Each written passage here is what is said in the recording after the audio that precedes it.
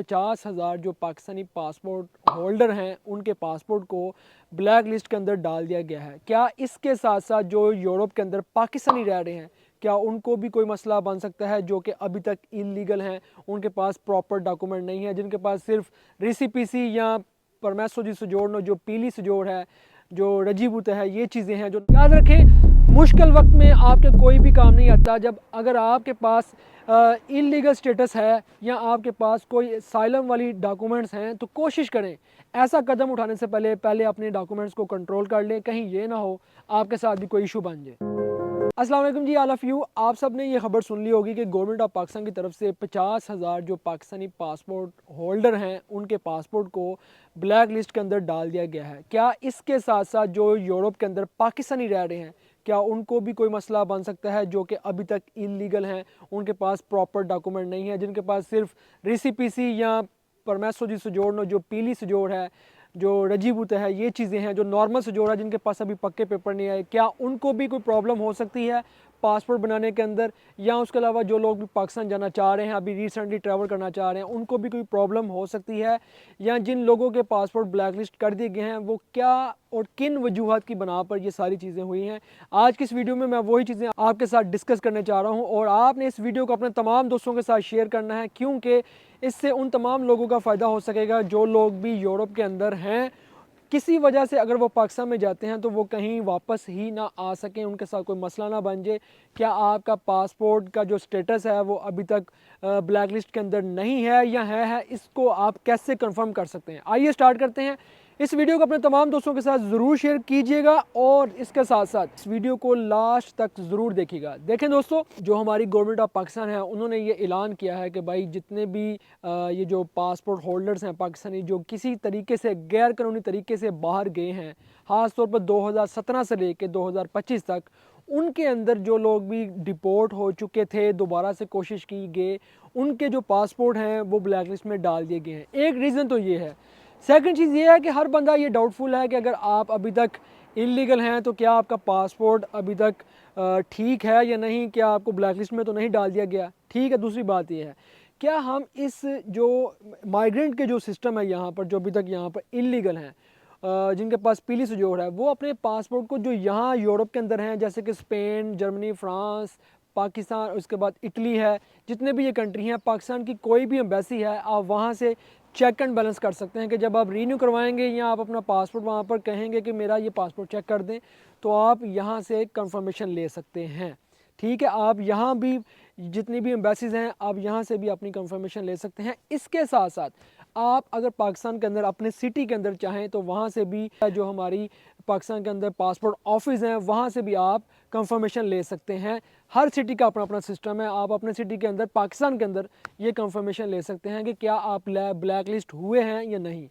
अब ये किन वजूहत की बना पर पाकिस्तानी गवर्नमेंट ने ये कदम उठाया है? शहबाज शरीफ साहब का ऑर्डर था कि भाई ये काम किया जाए, और शहबाज शरीफ साहब को ऊपर से बहुत ज़्यादा प्रेशर था। उसकी रीज़न मेन ये थी, जो हमें नज़र आती है टॉप ऑफ द लिस्ट, कि यूरोप के अंदर पिछले 2 हफ्तों के अंदर, 3 हफ्तों के अंदर, 4 हफ्तों के अंदर बहुत ज़्यादा जो माइग्रेंट हैं जो समुंदर के अंदर डूब रहे हैं। पहले सुना जाता था कि अफ्रीका से या अरब कंट्री से, अभी ज़्यादातर यही नज़र आ रहा है। जो यहाँ पर इदाद शुमार की जा रही है, यहाँ पर काउंटिंग की जा रही है, कंट्रोल किया जा रहा है, तो ये बॉर्डर पुलिस है और ये समुंदर की पुलिस है, उन्होंने ये रिपोर्ट की है यूरोपीय यूनियन को कि मोस्टली जो हमारे जो माइग्रेंट हैं जो इस वक्त डूब रहे हैं वो पाकिस्तानी हैं। पाकिस्तानी लाखों की तादाद के अंदर, हज़ारों की तादाद के अंदर जो इलीगल माइग्रेशन करने की कोशिश कर रहे हैं, समुद्री रास्ते से, लीबिया से या दूसरे कंट्री से, तुनीशिया वगैरह से और कंट्री से, मोरक्को वगैरह से डूब रहे हैं। और इस वजह से यूरोपीय यूनियन का बहुत ज़्यादा प्रेशर है, और इस प्रेशर की वजह से उन्होंने कहा है कि ये कदम उठाया जाए। और अब दूसरी बात, अगर दूसरी तरफ देखा जाए तो ये भी हो सकता है कि बहुत से लोग ये भी कह रहे हैं कि शायद इमरान खान की वजह से, जो उसके बहुत ही करीब हैं, उन लोगों को, स्पेशली जो 50,000 जो लोग हैं, उन लोगों के पासपोर्ट जो भी इमरान खान के सपोर्टर हैं, उनको इन्होंने ब्लैक लिस्ट कर दिया है। दूसरी चीज़ ये सामने नज़र आ रही है। तीसरी बात ये है कि हमारे पाकिस्तान से अभी ये 2025, 2024 और 23, ये 2-3 सालों के अंदर, अभी ये 25 स्टार्ट है, 2-3 सालों के अंदर लाखों की तादाद में पाकिस्तानी पाकिस्तान छोड़ चुके हैं। बहुत ही पढ़े लिखे लोग, जो डॉक्टर्स, इंजीनियर्स, और उसके बाद किसी भी हाई प्रोफेशनल शोबे के अंदर जो लोग हैं वो अपनी जमा पूंजी बेच कर, अपना घर बार सब कुछ बेच कर विद फैमिली यूरोप की तरफ और इसके अलावा जहाँ भी जो आपको ऑप्शन मिल रहा है वहाँ जा रहे हैं। तो इन चीज़ों को रोकने के लिए और गैर कानूनी तरीके को भी रोकने के लिए गवर्नमेंट ऑफ पाकिस्तान ये चीज़ इक़दाम इन्होंने उठाया है कि पासपोर्ट को ब्लैक लिस्ट में डाल दिया जाए जो लोग भी गैर कानूनी तरीके से गए हैं। हालांकि इस चीज़ का हल नहीं है, ये इस चीज़ का कोई भी एक मुस्तकिल हल नहीं है कि जिससे किसी को रोका जा सके। अगर ब्लैक लिस्ट कर दिया जाएगा पासपोर्ट को, तो जहाँ तक मुझे ये चीज़ नज़र आती है कि हर कोई बंदा तो फिर गैर कानूनी तरीके से ही जाने की कोशिश करेगा, क्योंकि वो बंदा जो भी गैर कानूनी तरीके से जाने की कोशिश करता है वो अपने मुल्क से या अपने इलाके से या अपनी सिटी से या अपनी कंट्री से आप कह सकते हैं कि वो बदज़न हो चुका होता है, उसको कोई सोर्स ऑफ इनकम नज़र नहीं आ रहा होता। क्योंकि जो हाल ही में देखा गया है हमारे मुल्क के अंदर ऑनलाइन सोर्सेज जो कमाने की अर्निंग के सोर्सेज हैं वो भी बहुत महदूद कर दिए गए हैं। इंटरनेट की स्पीड बिल्कुल भी नहीं है। इसके अलावा बहुत सी ऐसी एप्लीकेशन हैं जो अगर पाकिस्तान की बनिस्बत देखा जाए बाहर की कंट्रीज़ में, जैसे UK, France, Germany, America, Europe, तो इन कंट्रीज़ की निस्बत देखा जाए तो पाकिस्तान में बहुत सी चीज़ें महदूद हैं। तो जो यहाँ पर बहुत ज़्यादा सोर्सेज हैं पैसे कमाने के, ऑनलाइन भी और वैसे भी फिज़िकली भी, जो जॉब्स की बात की जाए 15 से 20 हज़ार जो सैलरी है और बिल जो हैं वो 25 से 30 हज़ार बिजली का बिल, गैस का बिल आ रहे हैं। एक आम और सादा लोग बंदे वहाँ पर कैसे गुजारा करेंगे। और हाल ही में मैंने पाकिस्तान के अंदर भी जो मुआयना किया था, बहुत से लोगों से मिला, डिफरेंट सिटीज़ के अंदर मैं गया, वहाँ पर भी यही चीज़ देखी गई है। प्रैक्टिकली मैंने लिखने के साथ साथ ये चीज़ मैंने खुद देखी है कि इस वक्त ये जो दौर 2025 चल रहा है पाकिस्तान में, वही एक फैमिली, एक आम से आम फैमिली या कोई एक मिडिल क्लास कोई इंसान है वही सरवाइव कर सकता है जो डॉलर्स में कमा रहा है।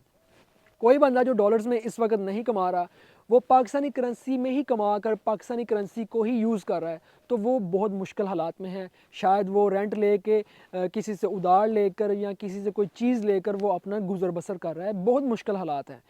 अल्लाह ताला की ज़ात सब पर करम करने वाली है, सब के हालात पर करम और फज़ल करने वाली है। सब्र के साथ इंसान अपना गुजारा कर सकता है, लेकिन एक उभरता हुआ खून जब एक यूथ को नज़र आ रहा हो कि हमारा फ्यूचर ही यहाँ पर कुछ नहीं है, एक आम लोग यहाँ पर मुस्तकिल down to down, down to down नीचे जा रहे हैं, तो फिर आप एक कौम होते हुए या आप एक उस कौम के ऊपर माँ बन के जो बैठे हुए हैं, तो आप कैसे उनको देखेंगे कि इन लोगों के लिए, इस यूथ के लिए जो आने वाला फ्यूचर है मुल्क का, वो कैसे इस मुल्क का फ्यूचर बन सकेगा, कैसे हमारे मुल्क को ऊपर लेके जा सकेंगे। हालांकि वो मुआशी हालात से ही तंग हैं।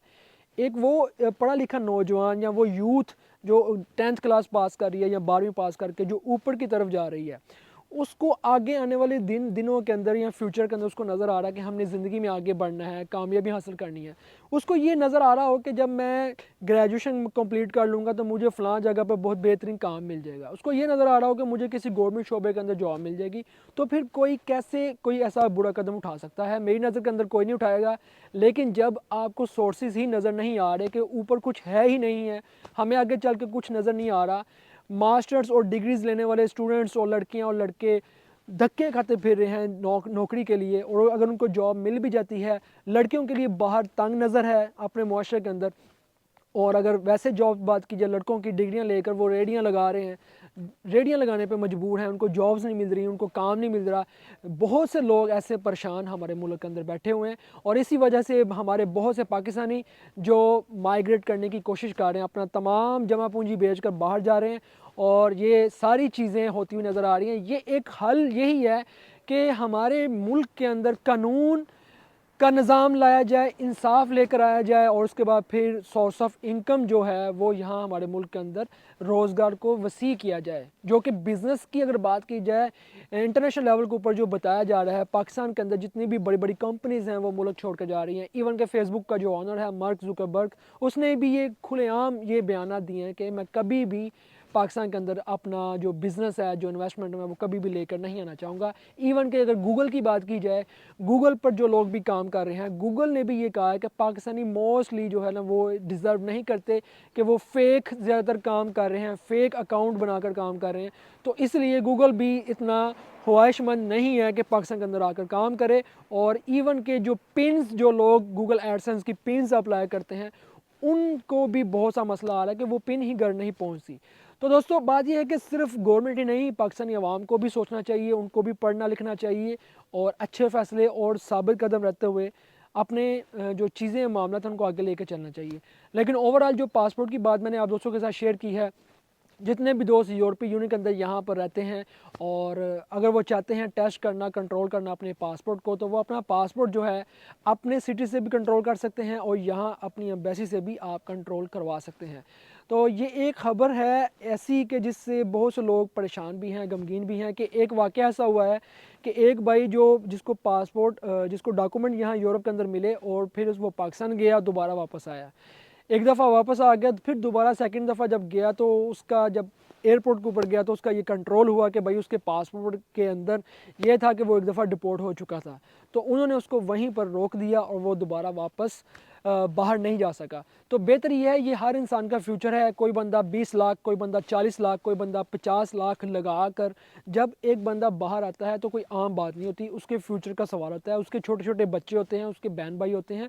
तो कोशिश ये है, यहाँ यूरोप में बैठे हुए बहुत से लोग ये कहते हैं भाई कोई मसला नहीं है, कुछ भी नहीं है, लेकिन यकीन करें जब आपके ऊपर मसला बनता है, जब आपके ऊपर कोई इशू बनता है, वही लोग जो बातें करते हैं वो आपको नज़र भी नहीं आते।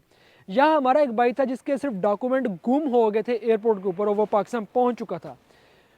वो वापस नहीं आ सका उस टाइम तक जब तक उसने दोबारा से अपील करके पैसे लगा के और 1 साल टाइम ज़ाया करके 15 से 20 लाख रुपए लगा के दोबारा से उसको वो कार्ड मिला, फिर दोबारा से उसने वो एक पेपर लेकर फ्लाई किया। लेकिन क्या उसके कोई काम आ सका?